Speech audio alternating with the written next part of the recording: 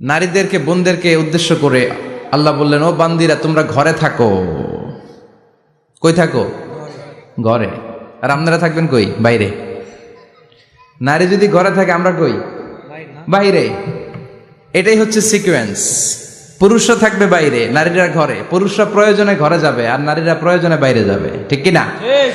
এজন্য রাব্বুল আলামিন বললেন, ওয়াকারনা ফি বুয়ুতিকুন্না ওয়ালা তাবাররাজনা তাবাররুজাল জাহিলিয়াতিল উলা। ও আমার বান্দারা, ও আমার বান্দিরা, তোমরা ঘরে অবস্থান করো, ঘর থেকে বের হবে না প্রয়োজন ছাড়া। আর জাহিলি যুগের নারীদের মতো নিজেদের সৌন্দর্যকে প্রকাশ করে বের হবে না। কথাটা কার? বলো, কথা কার? আল্লাহর বাণী। আমার বান্দিরা তোমরা ঘরে অবস্থান করবে, আর জাহিলি যুগের নারীদের মতো নিজেদের বিউটি সৌন্দর্যকে এক্সপোজ করবে না, দেখিয়ে বেড়াবে না। ঘরের মধ্যে তোমাদের অবস্থান, তার মানে নারীর মূল আবাস কেন্দ্র হলো ঘর। পুরুষ থাকবে বাইরে, পুরুষ কাজ করতে যাবে, চাকরি করতে যাবে, সমাজে নেতৃত্ব দিতে যাবে, রাতের বেলা বিশ্রামের জন্য ঘরে আসবে।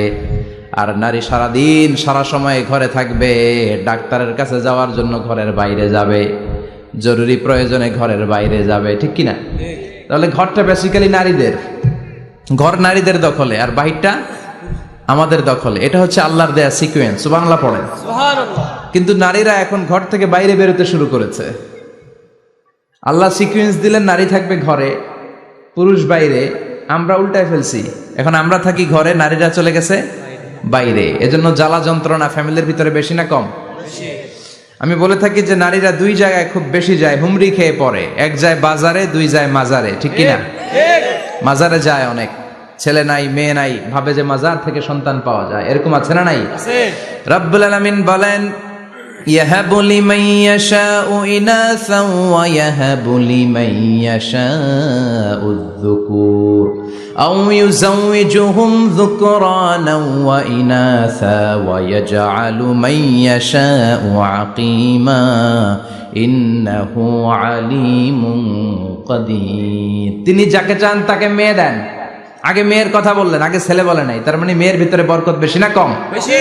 আল্লাহ যাকে চান তাকে মেয়ে দেন, আল্লাহ যাকে চান তাকে ছেলে দেন, আবার যাকে চান তাকে ছেলেও দেন মেয়েও দেন, আবার যাকে চান তারে ছেলেও দেন না মেয়েও দেন না। তিনি কে? আল্লাহ। এজন্য চাইতে হবে তার কাছে, মাজারে যে চাওয়া যাবে না। আমার বোনেরা খবরদার, খবরদার, খবরদার, মাজারে যে কিচ্ছু যাবেন না।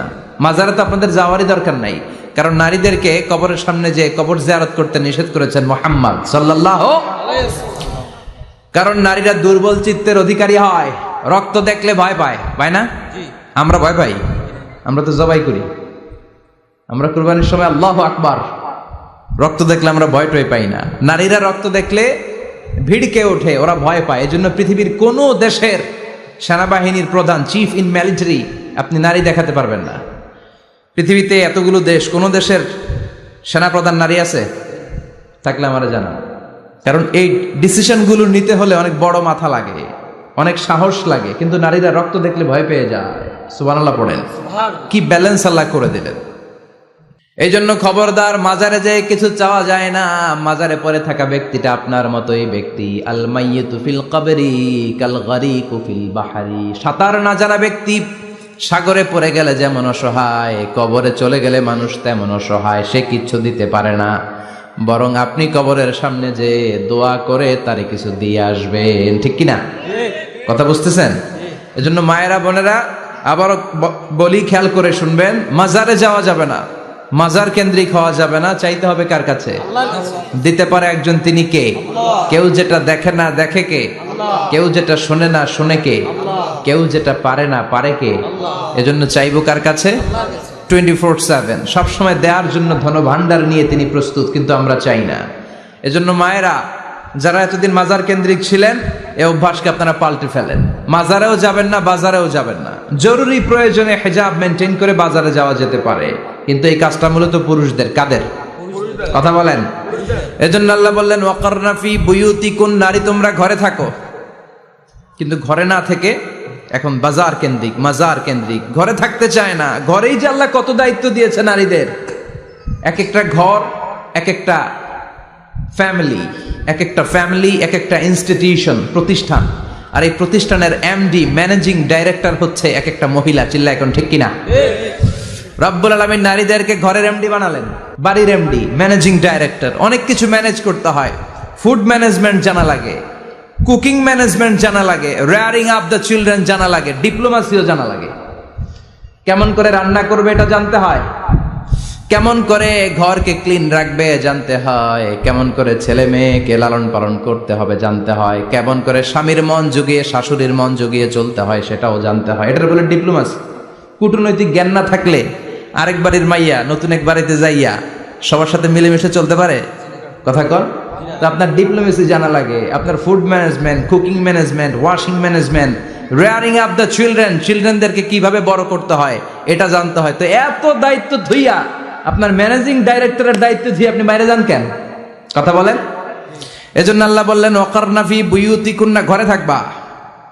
ঘরে থাকলে ওই ঘরটারে বরকতময় করে দেয় কে? আল্লাহ। দেখবেন যেই ঘরে নারী থাকতে পারে না ওই ঘরটা উস্কো খুস্কো, রুক্ষ, ভালোবাসার ছোঁয়া নাই, ওই ঘরের মধ্যে মাধুর্যতা নাই, প্রেম নাই, মমতা নাই, সব কেমন যেন অগোছালো।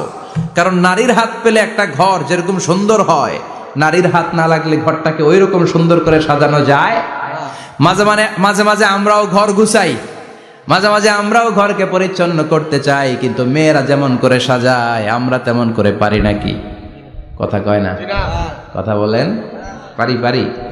আমরাও মাঝে মাঝে রান্না করি, মহিলা রান্না করলে যেই স্বাদ হয় আমাদেরটা ওইটা হয়। কথা বলেন। এজন্য আল্লাহ বললেন ওয়াকারনা ফি বুয়ুতিকুন্না, ঘরে থাকবা। পুরুষরা থাকবে বাইরে, তোমরা প্রয়োজনে বাইরে যাবা, আর পুরুষরা রাত্রি বেলায় বিশ্রামের প্রয়োজনে ঘরে আসবে। কার কথা? কার কথা? আবার আল্লাহ নারীদেরকে বললেন চোখ নামাও, আমাদেরকেও বললেন চোখ নামাও, তাদেরকেও বললেন চোখ নামাও। ওয়াকুল্লিল মুমিনাতি ইয়াগদুদনা মিন আবসারিহিন, ও নবী নারীদেরকে বলেন তারাও যেন পরপুরুষ দেখলে চোখ নামিয়ে রাখে। ওয়া ইয়াহফাজনা ফুরুজাহুন্না, তারা যেন তাদের প্রাইভেটসকে হেফাজত করে। ওয়ালা ইউবদিনা যিনাতাহুন্না ইল্লা মা যাহারা মিনহা, দেহের সৌন্দর্য যেন বের না করে দেয়। ওয়ালিয়াদরিবনা বিখুমুরিহিন্না আলা জুয়ুবিহিন্না, আর তাদের বুকের উপরে যেন একটা চাদর নামিয়ে দেয়। সুবহানাল্লাহ। ওড়নাটা যেন উন্নত বক্ষটা তারা ঢেকে রাখে। এখন বুকের উপরে ওড়না থাকে না, ওড়না থাকে গলায়, ঠিক কিনা? অবশ্য এইখানে যে বোনেরা আসছে এদের এই সমস্যা নাই, এরা সবাই বোরকা পরে আসছে, এদের আত্মীয় স্বজনের মধ্যে ঝামেলা থাকতে পারে। তো আপনারা যে পৌঁছে দিবেন, ওড়না থাকবে কোথায়?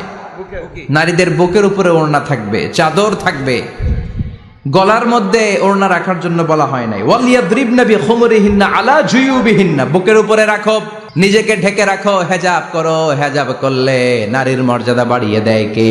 আল্লাহ। সম্মানিত বোনেরা, নারী স্বাধীনতার কথা যারা বলে টেলিভিশনে, এগুলো শুনে আপনারা ভড়কে যাবেন না, এগুলো শুনে আপনারা পাগল হবেন না। মনে রাখবেন হেজাব আপনার অধিকার, হেজাব নারীর অধিকার, এটা নারীর সৌন্দর্যের প্রতীক, হেজাব নারীর আভিজাত্যের প্রতীক, হেজাব নারীর সৌন্দর্যের প্রতীক, আভিজাত্যের প্রতীক, তার রূপের প্রতীক, এটা তার অধিকার। চিৎকার করে বলেন ঠিক কিনা? কেমন করে হেজাব দেহ থেকে সরাতে হয়, কেমন করে দেহ থেকে কাপড় নামানো যায়, এটা হইল শয়তানের মিশন। এটা কি? শয়তান যখন নিষিদ্ধ ফল সাইয়েদনা আদম আর হাওয়া আলাইহিস সালামকে খাইয়ে দিল, সাথে সাথে জান্নাতের কাপড় পড়ে গেল। জান্নাতেও কাপড় খুলে দিল, দুনিয়াতেও খোলে, ঠিক কিনা?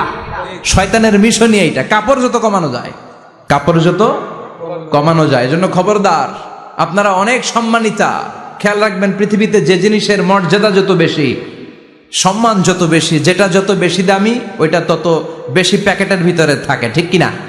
ঝিনুকের ভিতরে থাকে মতি, মতি খোলা থাকে না। স্বর্ণ অলংকার, স্বর্ণের দোকানে যখন যাবেন দেখবেন শাটারের সামনে এত বড় বড় তালা, অন্য দোকানে এত মোটা তালা নাই। আবার যেখানে গ্লাস ফিটিং করা স্বর্ণ রাখা হয় ওইখানেও কয়েকটা লকার সিস্টেম আছে না নাই? ঘরে যখন আমরা অর্নামেন্টস রাখি, গহনা রাখি, ঘরের সবচেয়ে গোপন কক্ষের ভেতরে, গোপন আলমারির ভেতরে, গোপন সিন্ধুকের গোপন ড্রয়ারের ভেতরে কয়েকটা তালা মেরে স্বর্ণ রাখি। জোরে কোন ঠিক কিনা? 50,000 টাকার বান্ডিল নিয়ে যখন রাস্তায় বেরোই, কেউ হাতে নিয়ে বেরোয় না, এমনি দেখা যায় না। এই যে দেখ 50,000, কখনো কাউরে 1,000 টাকার নোট ধরেন এটা 1000 টাকার নোট। কয় হাজার টাকার নোট? কথা কয় না, 1000 টাকার নোট। এটা কাউরে দেখবেন যে 1000 টাকার নোটটারে এইভাবে কইরা এদিকে অর্ধেক আর এইভাবে রেখে রাস্তায় হাঁটতেছে। কোনো পাগলও হাঁটবে? কোনো পাগলও হাঁটে না, কারণ দামি জিনিস। এটার হেজাব লাগবে, এটার নেকাব লাগবে, এটাকে প্যাকেট করতে হবে, এটাকে প্রিজার্ভ করতে হবে।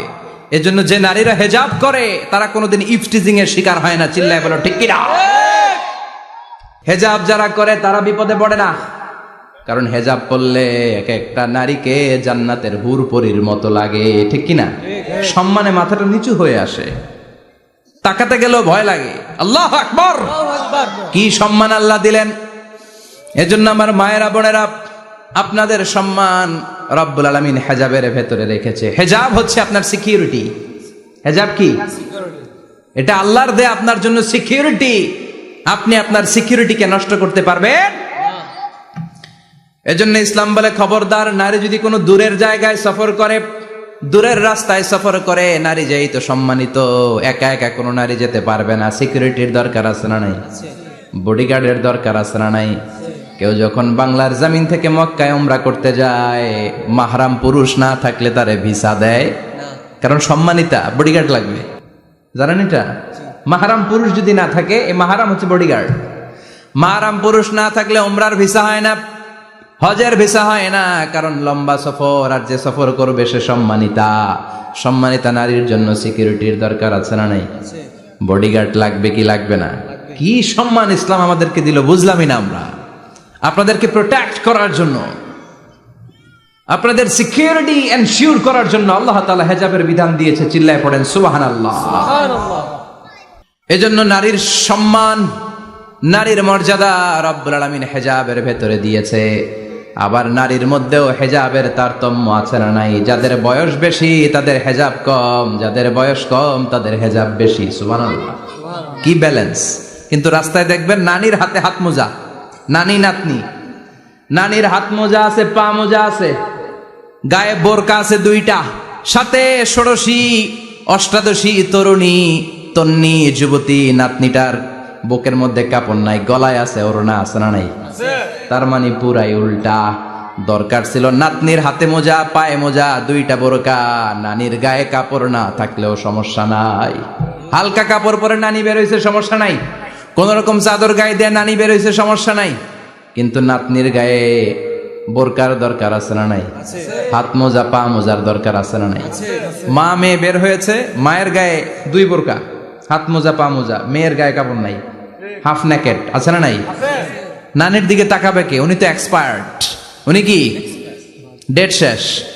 কথা বলেন, কেউ তাকাবে? তাকাবে ওই ষোড়শী অষ্টাদশী তরুণী তন্নি যুবতীর দিকে। ঠিক কি না?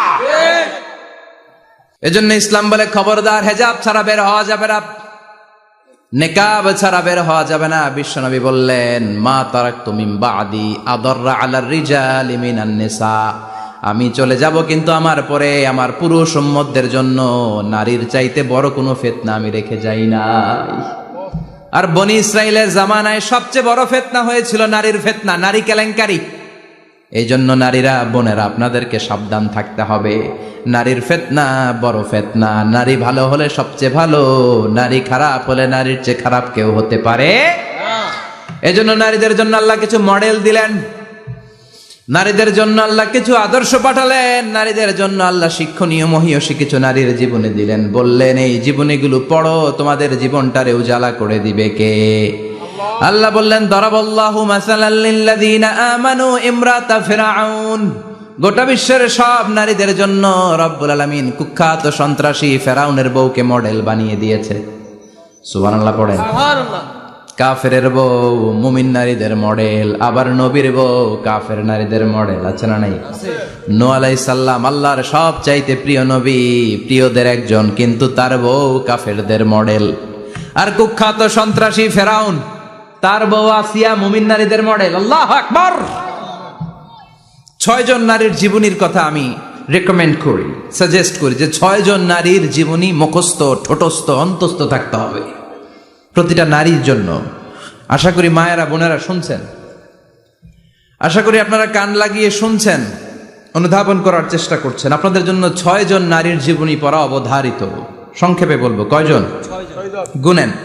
1 নম্বরে হচ্ছে হাজার, উম্মে ইসমাইল, সৈয়দনা ইব্রাহিমের বউ, সৈয়দনা ইসমাইল আলাইহিস সালামের আম্মা, নাম হলো হাজার। আমরা বলি বিবি হাজেরা। আমরা কি করি? হাজেরা আছে না? এই প্যান্ডেলও হাজেরা নামে 2-1 বোন থাকতে পারে। আসলে নামটা হচ্ছে হাজার। নামটা কি? হাজার।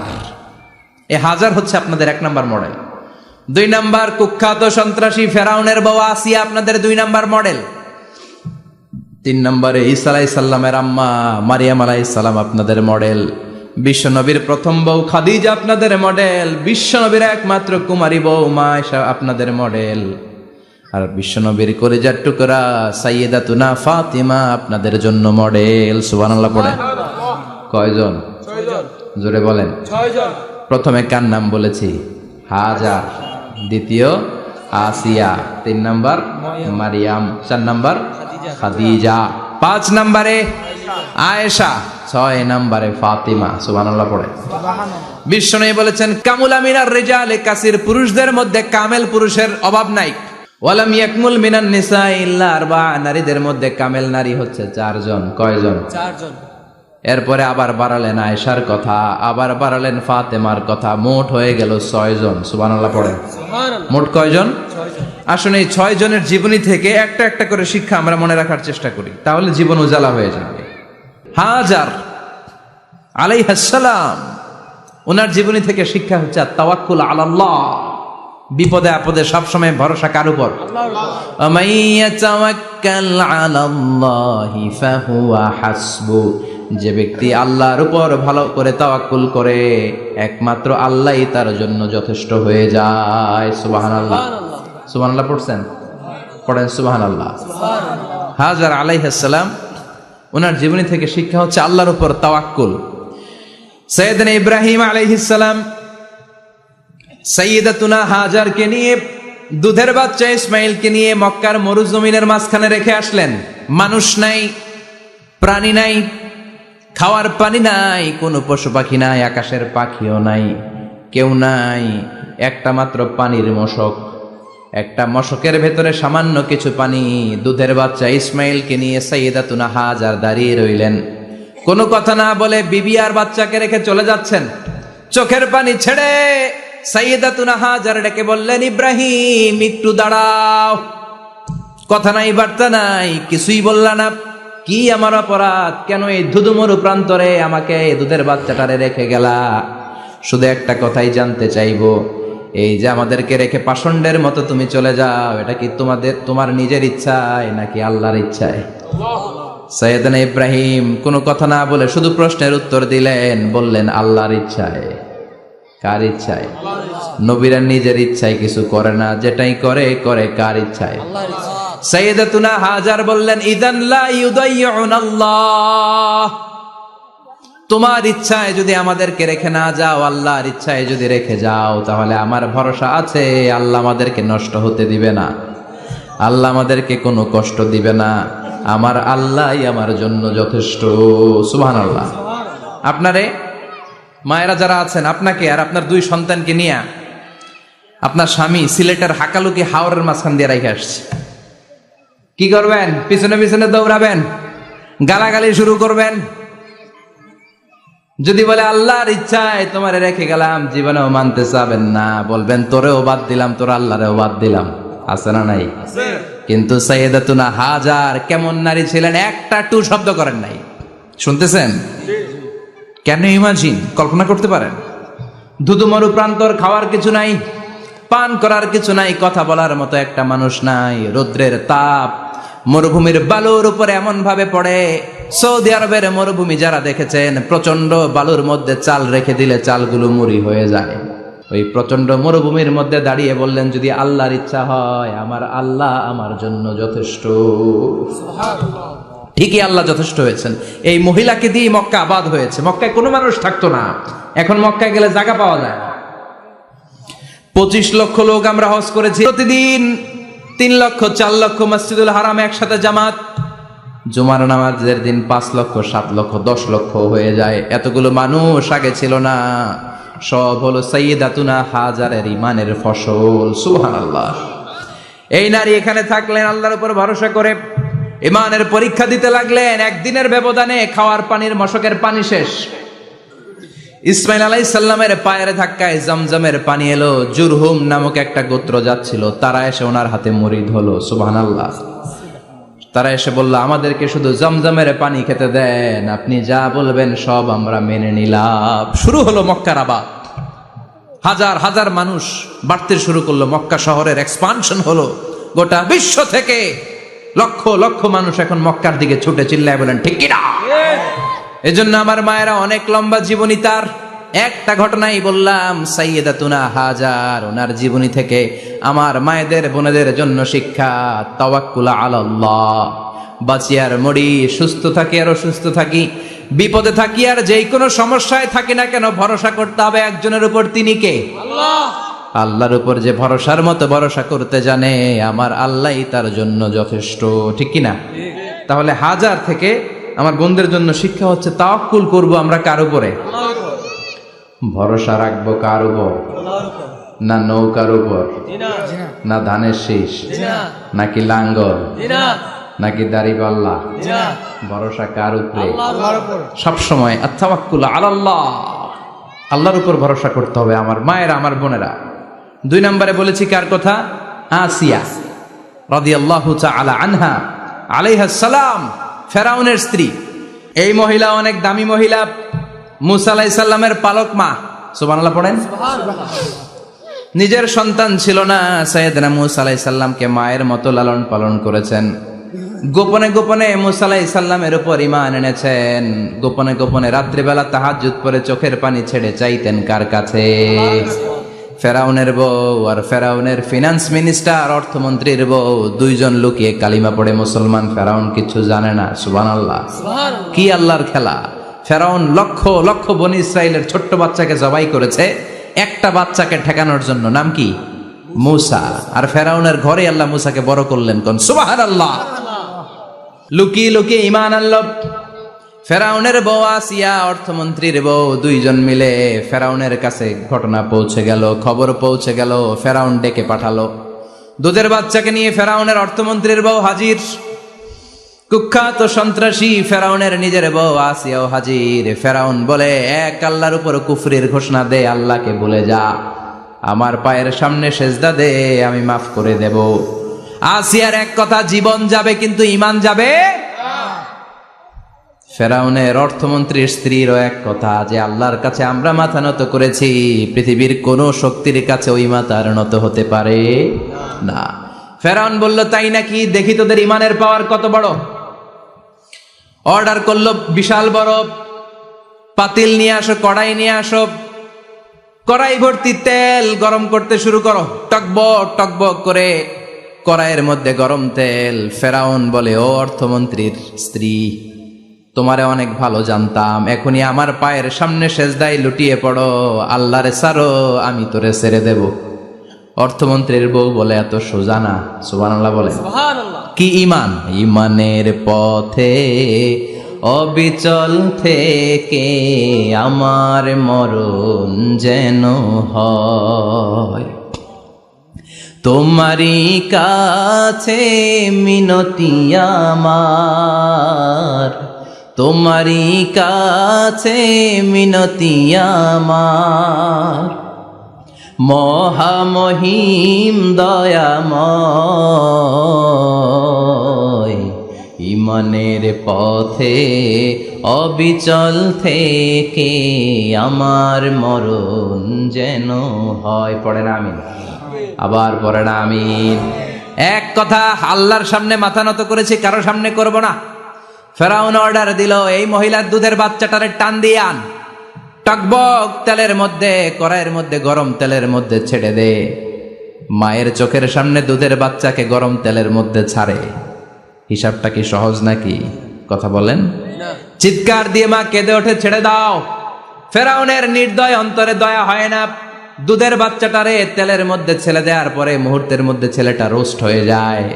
কিন্তু ছেলেটা হাত উঁচু করে ডেকে বলে, মা ভয় পেও না, তোমরা দেখো টকবগে কড়াইয়ের ভেতরে তেল, আসলে মা এটা আগুন না, এটা জান্নাতের বাগান। ও মা, ফেরাউনের দিকে তাকাস না রে মা, আমার মতো দৌড় দিয়ে তেলের মধ্যে ঝাঁপ দে। আল্লাহু আকবার। ফেরাউনের অর্থমন্ত্রীর বউয়ের ঈমান দ্বিগুণ হয়ে যায়, 3 গুণ হয়ে যায়। সে বলে, ফেরাউন গোটা পৃথিবীটারে এক পাশে করতে পারবি, কিন্তু আমার মাথাটা তোর পায়ের সামনে নোয়াতে পারবি?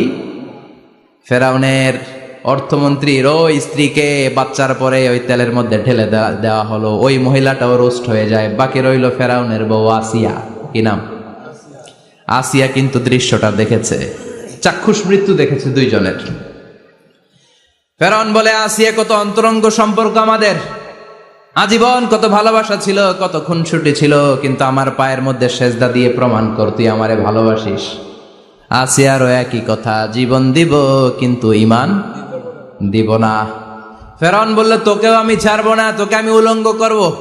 হাজার হাজার মানুষের সামনে আসিয়ার কাপড় টেনে নেওয়া হলো, তক্তার মধ্যে শুইয়ে তক্তার মধ্যে হাতে পায়ে পেরেক মারা হলো। হাতের এই পাশ দিয়ে পেরেক ঢুকে ওই পাশ দিয়ে বেরোয়, তক্তার এ পাশ দিয়ে ঢুকে ও পাশ দিয়ে বেরোয়, ফিনকি দিয়ে রক্ত বের করে। আসিয়া সহ্য করতে না পেরে ডেকে বলে, আল্লাহ, ফেরাউন থেকে তুমি আমারে বাঁচাও। এই দোয়াটা সূরাতুত তাহরিমে আল্লাহ সরাসরি কোট করেছেন, রব্বিবনিলি ইনদাকা বাইতান ফিল জান্নাহ। ও আল্লাহ মালিক, তোমার পাশে জান্নাতে একটা ঘর বানায়া দিও। এরকম একটা সঙ্গীত আছে না নাই? এই সঙ্গীতটা সরাসরি সূরাতুত তাহরিম আসিয়ার দোয়া থেকে কোট করা হয়েছে। পড়েন সুবহানাল্লাহ। মালিক তুমি জান্নাতে, তোমার পাশে আমায় একটি ঘর বানিয়ে দিও, একটি ঘর বানিয়ে দিও, সে বিভীষিকাময় মহাদিনে তোমার প্রতিবেশী করে নিও। মালিক তুমি জান্নাতে, তোমার পাশে আমায় একটি ঘর বানিয়ে দিও, একটি ঘর বানিয়ে দিও। আল্লাহু আকবার। সেই 5000 বছর আগের দোয়া আজও আমরা তাফসীর মাহফিলে গান বানিয়ে বলি। 5000 বছর আগের কথা আজও আমরা কোরআনের আয়াত হিসেবে পড়ি। আল্লাহু আকবার। কি মাকবুল হয়েছেন মহিলাটা আল্লাহর দরবারে। আল্লাহরে বললেন, আল্লাহ, শুধু তোমার ইবাদতের কারণে আজকে আমার এমন দশা উলঙ্গ হওয়া লাগলো, আমার হাতে পায়ে পেরেক ঠোকা হলো। আল্লাহ, এখন গরম তেলের মধ্যে ছেড়ে দেয়া হবে, তুমি বাঁচাও। আল্লাহ বললেন, জিব্রাইল, আমার জান্নাতটারে আসিয়ার চোখের সামনে তুলে ধর। আমার আসিয়া দুনিয়ার বুকে থেকে জান্নাত দেখে দেখে আমার মেহমান হয়ে আমার কাছে আসবে। আসিয়াকেও গরম তেলের মধ্যে ফেলে দেয়া হলো। দুনিয়ার বুকে থেকে জান্নাতের নমুনাটা দেখতে দেখতে সাইয়েদাতুনা আসিয়া আল্লাহর কাছে চলে গেলেন। পড়েন আল্লাহু আকবার। এজন্য ঈমানের পথে অবিচল থেকে আমার মরণ যেন হয়। পড়েন আমিন। তাহলে আসিয়ার জীবনী থেকে আমার মায়েদের জন্য শিক্ষা হলো, ঈমান ছাড়া যাবে না, বেঈমান হয়ে মরা যাবে না, মাজারে গিয়ে মুশরিকাদের কাতারে নাম তোলা যাবে। ওই মায়েরা ঈমান কেমন করে রক্ষা করবেন? ঈমান কত বড় দামি জিনিস। ঈমান একজন নারীর মর্যাদা আল্লাহর কাছে কত বাড়িয়ে তোলে। আসিয়ার জীবনে এই শিক্ষাটা আছে না নাই? কথা কম আছে, বোঝা যায়? বোঝা যায়। তাহলে প্রথমে জানলাম কার কথা? হাজারের কথা। হাজারার জীবনী থেকে শিক্ষা ছিল তাওয়াক্কুল করতে হবে একজনের উপর, তিনি কে? আল্লাহ। আসিয়ার জীবনী থেকে আমরা কি শিখলাম? ঈমান রক্ষা করতে হবে। জীবন যাবে, ঈমান যাবে, জীবন যাবে, ঈমান যাবে। 3 নম্বরে মারিয়াম আলাইহাস সালাম, আজীব একটা মহিলা, স্বামী ছাড়া তার পেটের ভেতরে সন্তান দিয়েছে কে? আল্লাহ। আবার উনার নামে কোরআনে একটা সূরা দিয়েছে কে? আল্লাহ। কি নাম? সূরাতু মারইয়াম। কাফ হা ইয়া আইন সাদ, যিকরু রাহমাতি রাব্বিকা আবদাহু যাকারিয়া। আল্লাহু আকবার। কি সুন্দর সূরা, কি অন্তমিল, কি চমৎকার ঘটনার বর্ণনা।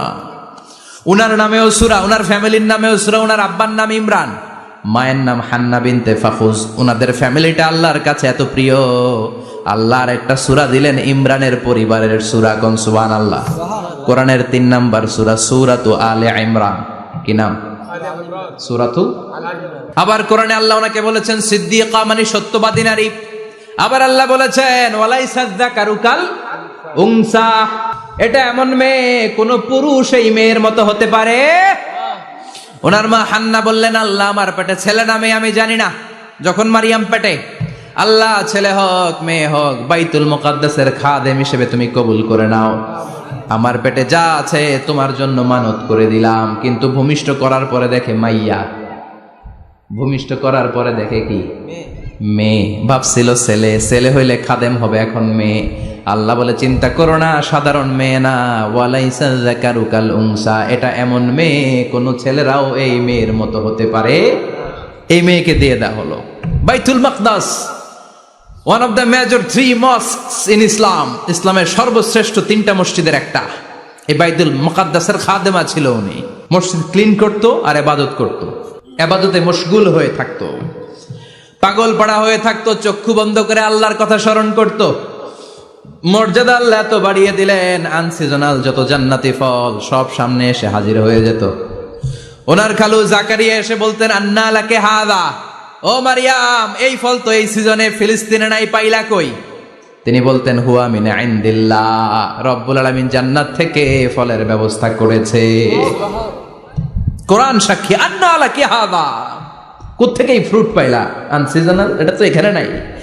উনি বললেন হুয়া মিন ইনদিল্লাহ, ইন্নাল্লাহ ইয়ারযুকু মান ইয়াশাউ বিগাইরি হিসাব, আল্লাহ এরকম যারে চায় বিগাইরি হিসাব রিজিক দিয়ে থাকে। সুবহানাল্লাহ বলেন।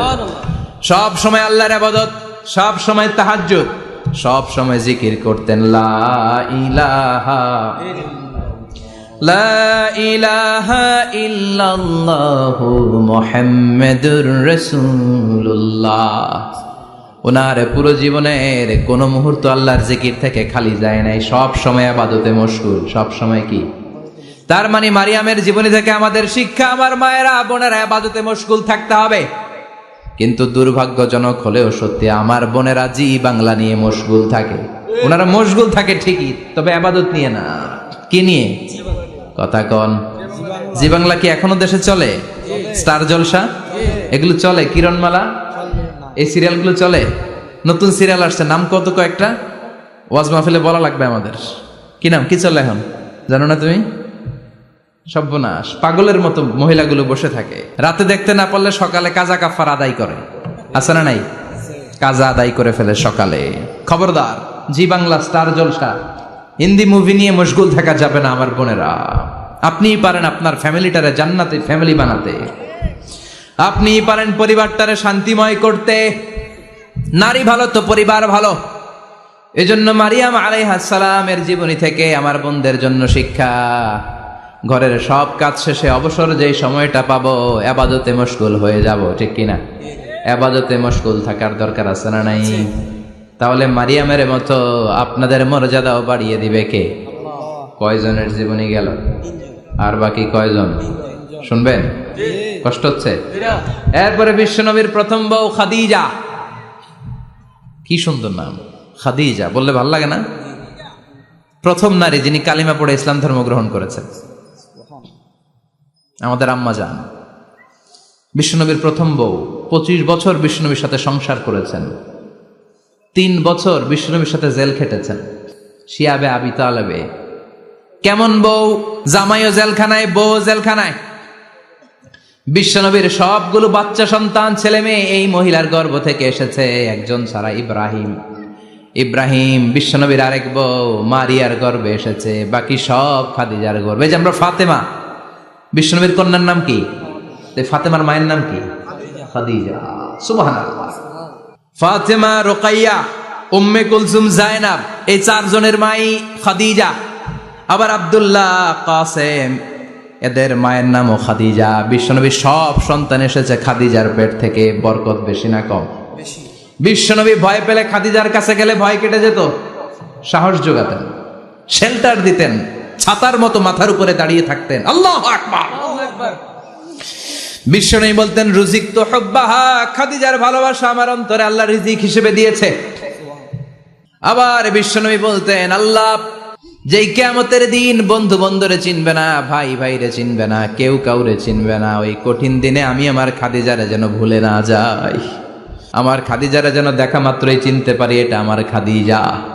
খাদিজাকে নিয়ে মা আয়েশা একদিন একটা কটু কথা বলেছিল, ও নবী, কবে আপনার এই বুড়ি মহিলা, বুড়ি বউ খাদিজা ইন্তেকাল করেছে, তারপরে কত সুন্দরী সুন্দরী বউ আমরা এসেছি, আমার ভালো লাগে না? খালি বুড়ির কথা কন কেন? খালি ওই বুড়ির কথা স্মরণ করেন, আমরা আছি, আমাদের দিকে তাকান, আমরা কত সুন্দরী, আমরা কত ভালো।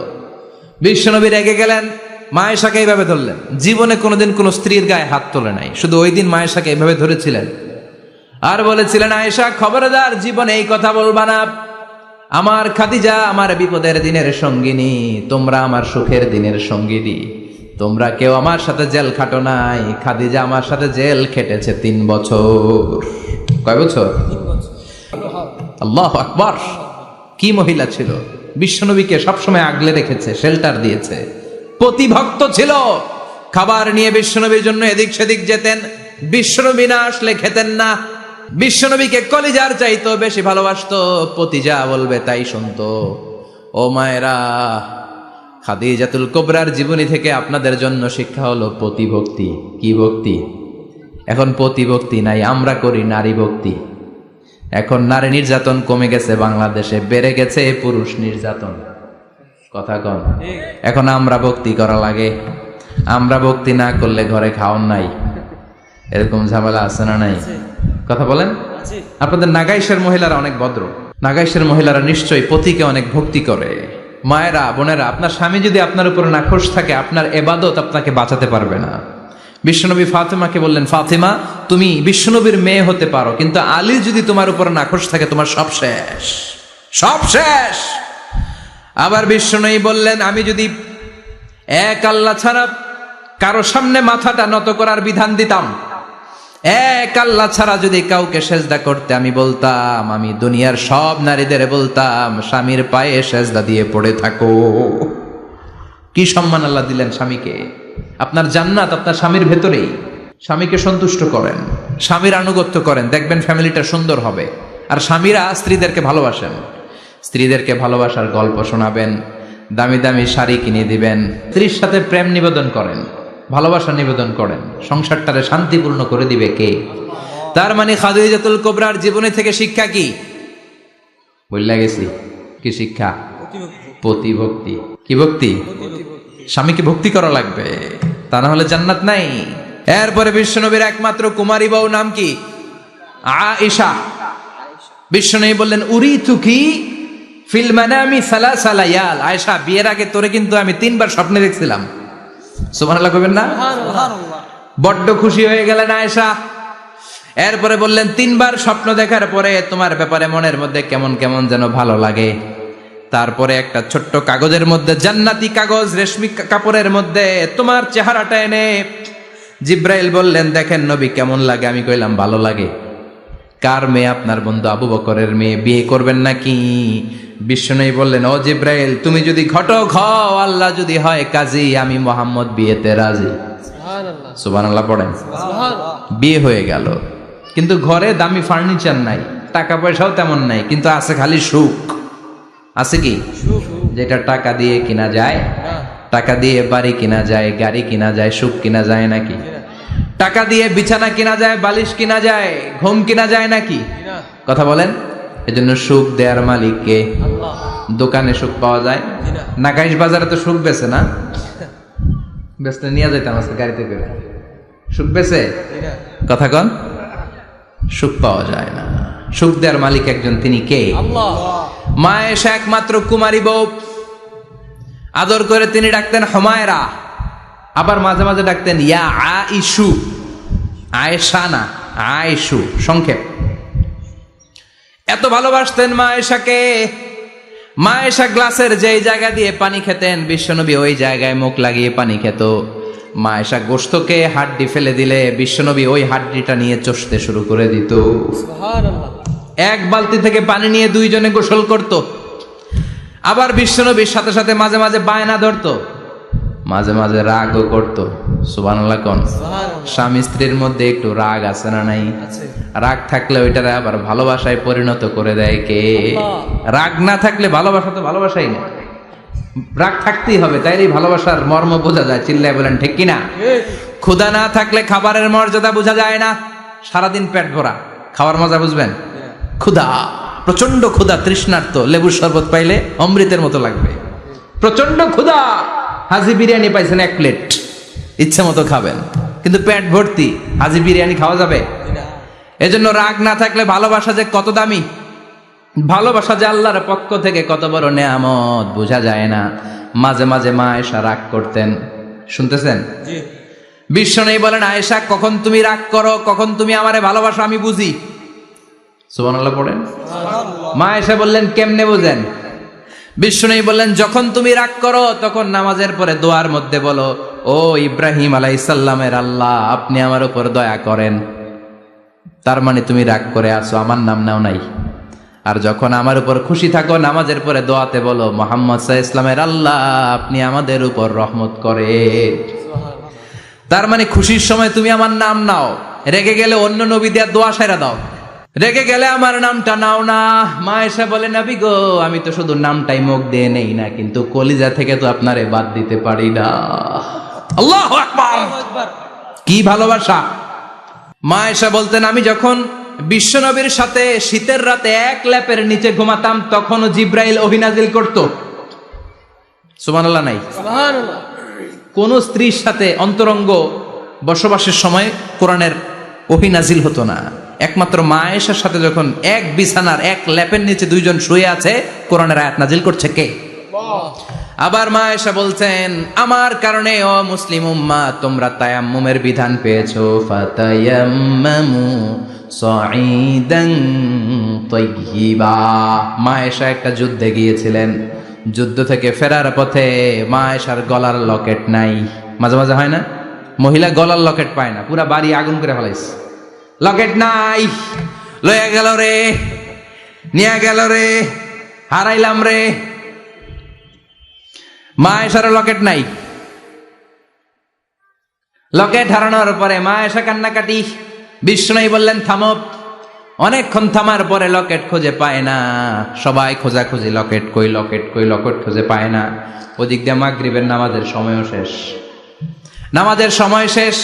আর যেই জায়গায় লকেট খোঁজার জন্য থামা হয়েছে ওই জায়গায় আবার পানি নাই, পানি সামনে, পানির দিকেও যেতে পারে না, লকেটও খুঁজে পায় না, নামাজও পড়া যায় না। সব সাহাবীরা মিছিল শুরু করছে, আবু বকর রে ধর, ধর, ধর, আবু বকর রে ধর। আবু বকরের মেয়ের কারণে নামাজ আমাদের চলে যাচ্ছে।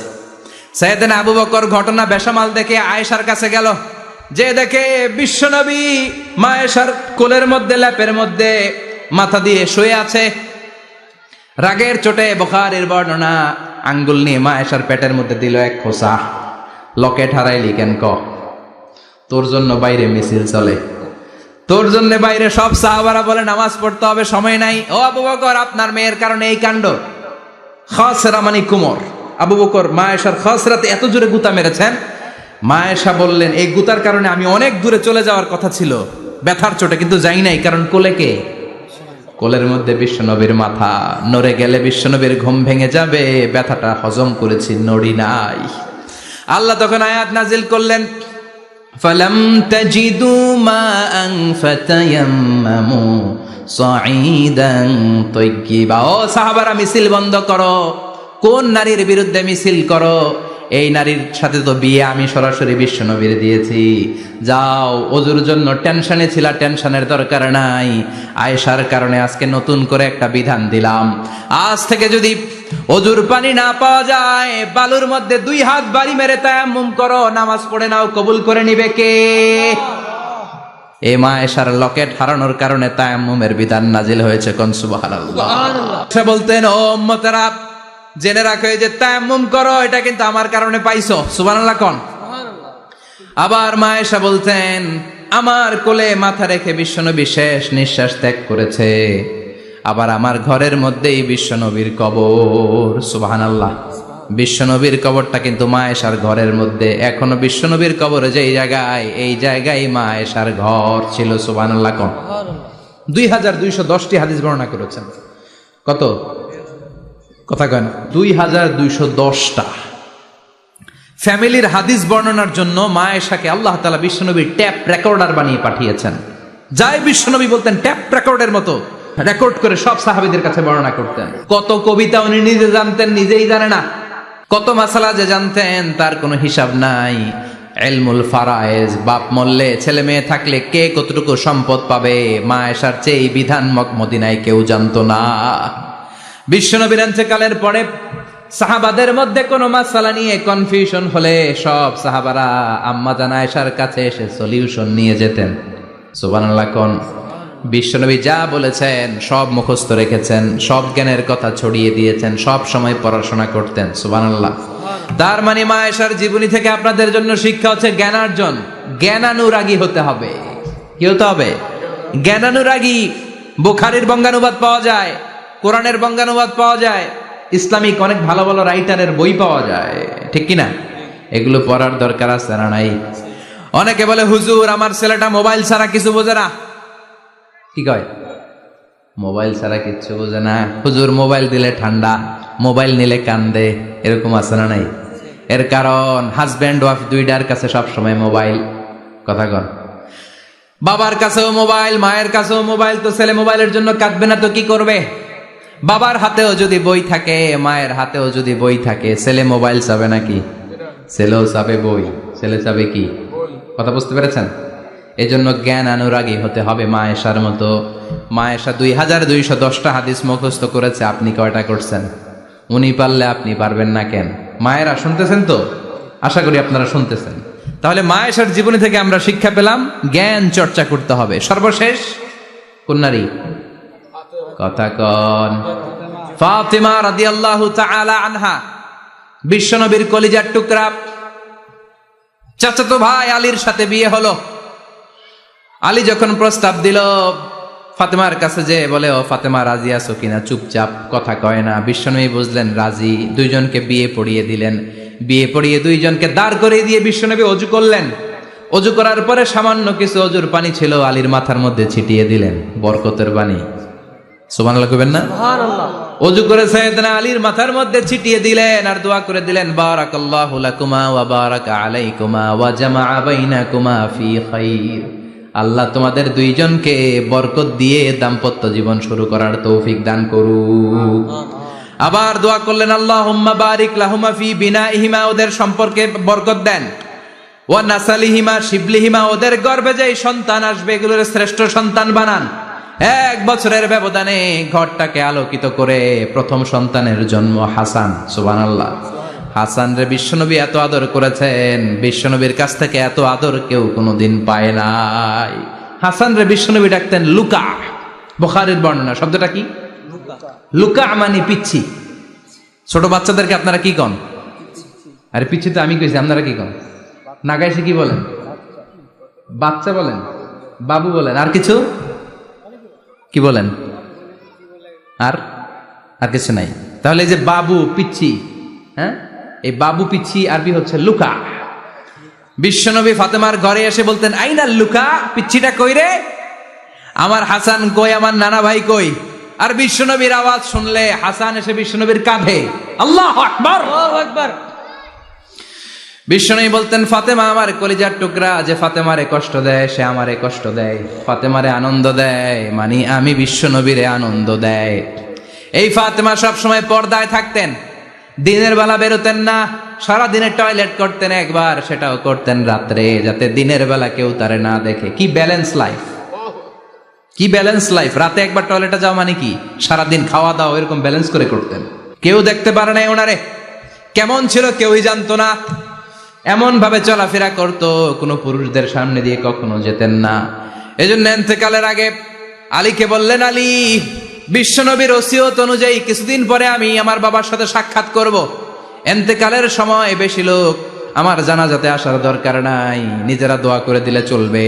আর আমার জানাজার খাটিয়ার উপর দিয়ে বিশাল একটা বোরকা দিয়ে দিও। এটার আরবিতে বলে নাউশ। কি বলে?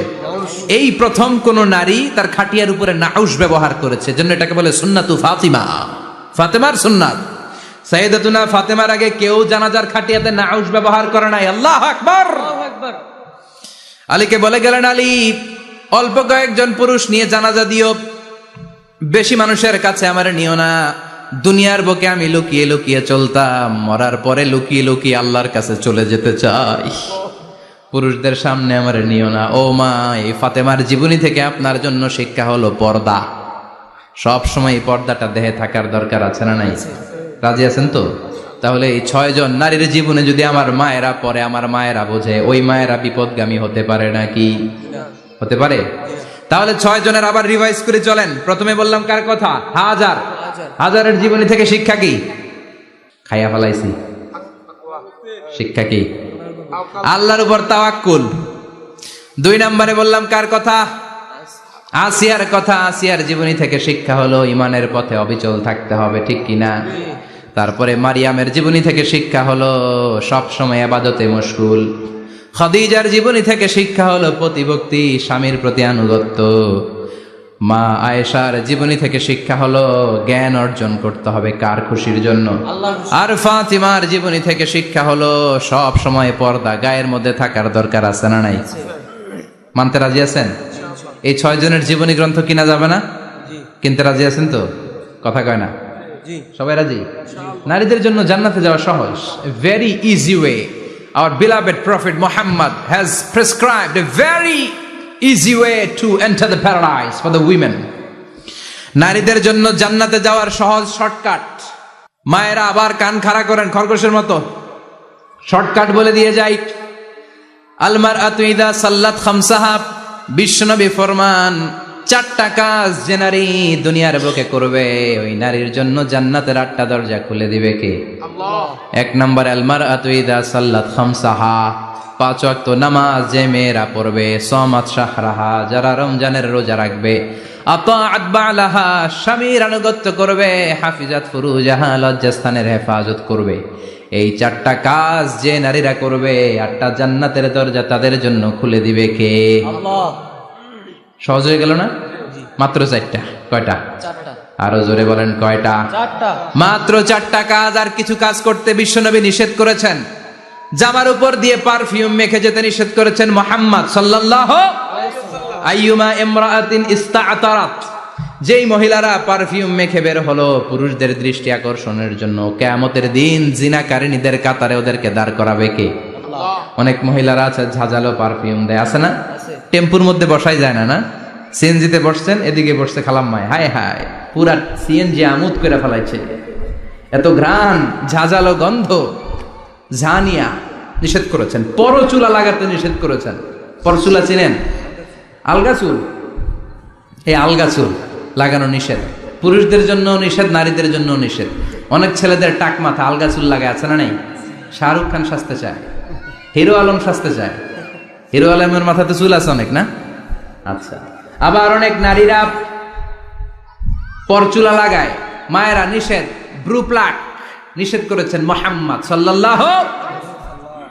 আবার ইসলাম একটা ড্রেস কোড দিয়েছে, 4টা নিয়ম মেনে যদি নারীরা ড্রেস পরে যে কোনো ড্রেস পরতে পারবে, কবুল করে নিবে কে? আল্লাহ। মায়েরা খেয়াল করে শুনেন, আপনাদের ড্রেস কেমন হবে? নাম্বার 1, আপনার পুরো দেহটা ঢাকা থাকতে হবে। যে ড্রেস পরবেন, you should cover your whole body. শুধু হাতের এই 2 কবজি আর চেহারা খোলা রাখতে পারবেন, তবে চেহারা ঢেকে রাখা উত্তম। একজন মহিলা বোরকা পড়ছে কিন্তু চেহারা খোলা, তার হেজাব হয় নাই, পর্দা হয় নাই, এটা বলা যাবে? কিন্তু উত্তম হচ্ছে চেহারা ঢেকে রাখা, কারণ চেহারা সৌন্দর্যের রাজধানী। Face is the capital of beauty, ঠিক কিনা? চেহারা দেখলাম তো সব বোঝা গেল, ঠিক কিনা?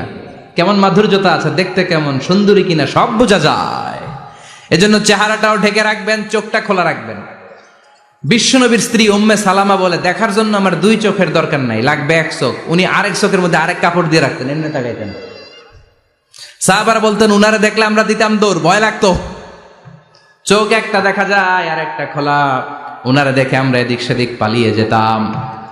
আবার অনেক মহিলারা পা ঢাকে না, পা কিন্তু পর্দার অন্তর্ভুক্ত। সব সময় মেয়েরা পা মোজা পরে বেরোতে হবে, পা দেখানো যাবে না। হাদিসে এসেছে শুধু হাত এতটুকু, পা কিন্তু পর্দার অন্তর্ভুক্ত। উম্মে সালামা বললেন, ইয়া রাসূলুল্লাহ, আমরা তো হাঁটতে গেলে অনেক সময় পা দেখা যায়। বিষ্ণু বললেন, তাই? তাহলে 1 বিঘত নিচ দিয়ে কাপড় বাড়াও। উম্মে সালামা বললেন, জোরে হাঁটলে তো তারপরে দেখা যাবে। বিষ্ণু বললেন, 1 হাত বাড়াও। ধুলাবালি সহ টানবা, তারপরও পায়ের 1 ইঞ্চি দেখানো যাবে। তাহলে ড্রেস কোডের প্রথম নিয়ম হচ্ছে পুরো দেহ ঢাকবেন। 2 নম্বরের নিয়ম, পোশাক ঢিলে ঢালা হবে না টাইট ফিটিং? আরো জোরে বলেন। আছি আমরা কোন জামানায়, লাজ শরম গেছে হারায়, পাতলা শাড়ির বাহার, পাখি ড্রেস লেহেঙ্গা, পোশাক দেখে নারীর লাজে মরে যাই, হায় হায়। আছি আমরা কোন জামানায়, লাজ শরম গেছে হারায়। ঠিক কিনা? লাজ শরমের বালাই নেই। ঢিলে ঢালা হবে, টাইট ফিটিং হতে পারবে না। মোটা কাপড়ের হবে। এই যে আমার জুব্বা দেখছেন, আমি মহিলাকে পোশাক পরে ফেলেছি কিন্তু হেরা পরে না, এরকম মোটা হবে, মোটা কাপড়, কিচ্ছু দেখা যায় না, বাইনোকুলার দিয়েও দেখা যাবে না। আবার ঢিলে ঢালা আছে না নাই? আমরা পুরুষরা যে এটা পরি, এটা দিয়ে 3 মহিলার কাপড় হয়। ঠিক কিনা? কাপড় পরতে চায় না তারা, ওদের পোশাক আমরা নিয়ে নিছি। তার মানে ঢিলে ঢালা হবে, মোটা কাপড়ের হবে, টাইট ফিটিং হতে পারবে। আবার পুরুষদের পোশাক হতে পারবে। এই 4টা নিয়ম মেনে যে যেই ধরনের পোশাক পরেন, চাদর পরেন সমস্যা নাই, শাড়ি পরেন সমস্যা নাই, ব্লাউজ পরলে ফুল হাতা পরবেন সমস্যা নাই, মেক্সি পরলেও সমস্যা নাই, বোরকা পরলেও সমস্যা নাই, কিন্তু পোশাকটা শালীন পোশাক হতে হবে। কি পোশাক? সবাই বলেন, শালীন পোশাক। পুরুষদের পোশাক পরা যাবে, কারণ বিশ্বনবী লানত করেছেন ওই নারীদেরকে যেই নারীরা পুরুষদের মতো সাজতে চায়। এরকম আছে না নাই? দেখলে বোঝা যায় না কোনটা ছেলে কোনটা মেয়ে, আছে না নাই? এক লোক, একটা গল্প শোনাই আপনাদের। এক লোক এক বাগানে গিয়েছে, যে দেখে বাগানে কিছু ছেলে মেয়ে খেলাধুলা করে, কিন্তু ছেলে মেয়েদের পোশাক দেখে বোঝার উপায় নাই কোনটা ছেলে কোনটা মেয়ে। শুনতেছেন? পোশাকের এমন দশা, কোনটা ছেলে কোনটা মেয়ে বোঝাই যায় না। আফসুস করে বলল, হায় রে, কেমন এদের মা বাবা, কেমন এদের আক্কেল, কি পোশাক তাদের পরিয়েছে, কোনটা ছেলে কোনটা মেয়ে বোঝাই যায় না। পাশে এক ভদ্রলোক বসা ছিল, রেগে মেগে আগুন, এই মিয়া সাবধানে কথা বলেন, জানেন এগুলো আমার সন্তান, আমার সন্তান এগুলো। লোক তো ভয় পেয়ে গেছে, তাই নাকি? ও তাহলে আপনি এদের বাবা? এবার লোকটা রেগে মেগে বলে, আমি আপনার কি চোখ নেই, আমি বাবা হইতে যাবো কেন, আমি তো এদের মা। তার মানে কোনটা ছেলে কোনটা মেয়ে যেমনি বোঝা যায় না, কোনটা বাবা কোনটা মা এটাও বোঝা যায় না। এরকম আছে না নাই? ছেলেরা পরবে ছেলেদের পোশাক, মেয়েরা পরবে মেয়েদের পোশাক। চিল্লায় বলেন ঠিক কিনা? এই জন্য ইসলাম নারীদেরকে যে অধিকার দিয়েছে, পৃথিবীর কোন ধর্ম এত অধিকার দেয় নাই। ইসলাম যে মর্যাদা আপনাদেরকে দিয়েছে, আর কেউ দিয়েছে নাকি? ইসলাম বলে প্রথম সন্তান কন্যা সন্তান হলে ঘরের মধ্যে বরকত আছে না নাই? মিন বারাকাতিল মারআতি তাবকিরুহা বিল ইনাস। একটা মেয়ের মধ্যে বরকত বেশি না কম কেমনে বুঝবেন? তার প্রথম সন্তান যদি মেয়ে হয়, তাহলে বুঝবেন এই মেয়েটা বরকতওয়ালা মেয়ে, এই মেয়ে আপনার জীবনে অনেক কিছু নিয়ে আসবে। সুবহানাল্লাহ কইতে পারেন না? কিন্তু অনেক ডাকাইত আছে, মেয়ে হইলে অখুশি হয়, ছেলে হইলে পাড়ার সবারে জিলাপি খাওয়ায়, পাড়ার সবারে মিষ্টি খাওয়ায়, মেয়ে হইলে কিচ্ছু খাওয়ায় না। আছে না নাই? কিন্তু আমরা মেয়ে হলে খুশি হব। কার কার প্রথম সন্তান মেয়ে? হাত তোলেন। 1 জন, 2 জন, 3 জন। প্রথম সন্তান মেয়ে কার? হ্যাঁ, অনেকে আছে তো মাশাআল্লাহ, আপনারা অনেক বরকতময়। আলহামদুলিল্লাহ, হাত নামান। আমারও প্রথম সন্তান মেয়ে, তিনোটাই মাইয়া। জান্নাত একটা আমার দিয়েন। তার মানে 3 জান্নাতের মালিক। মাশাআল্লাহ, আল্লাহ বাইরে তুমি কবুল করো।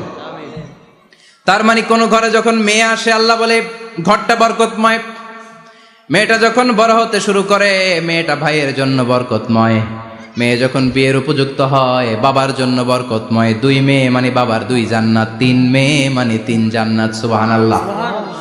আবার যখন স্বামীর কাছে যায়, ইসলাম বলে ওই স্বামী আল্লাহর কাছে সেরা, যেই স্বামী বউয়ের কাছে সেরা।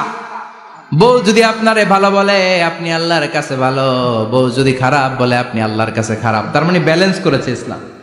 স্বামীরও আনুগত্য করতে বলেছে, আবার স্বামীকেও বলেছে স্ত্রীকে ভালোবাসতে। ঠিক কিনা? কথা বলেন। এবার আরেকজনের স্ত্রী, ইসলাম বলে তোমার হাত যদি বউয়ের হাতের সাথে মিলাও, 2 হাতের সগীরা গুনাহ মাফ করে কে?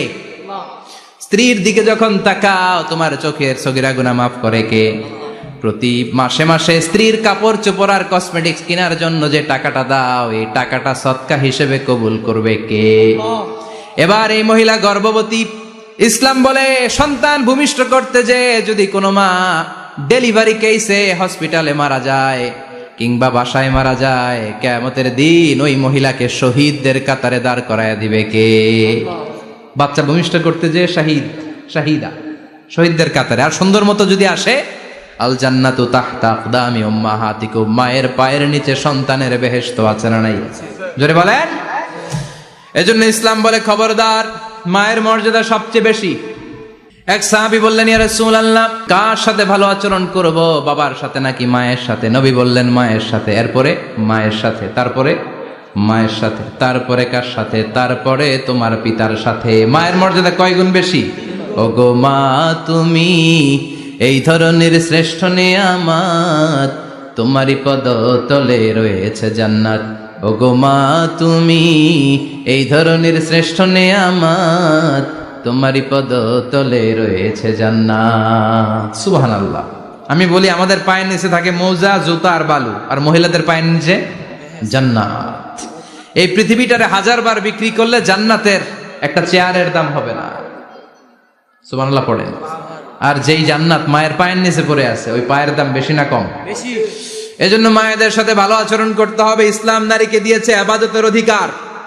নারীরা যদি মহিলা সমাবেশে যেতে চায়, কোনো পুরুষ বাধা দিতে পারবে?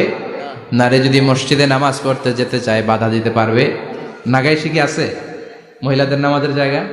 করেন নাই আপনারা? করেন, আস্তে আস্তে করেন, আস্তে আস্তে করতে হবে। তারা অনেক সময় বাইরে বেরোয়, বাসায় আসতে আসতে নামাজের সময় হয়ে গেছে, কই পড়বে নামাজটা?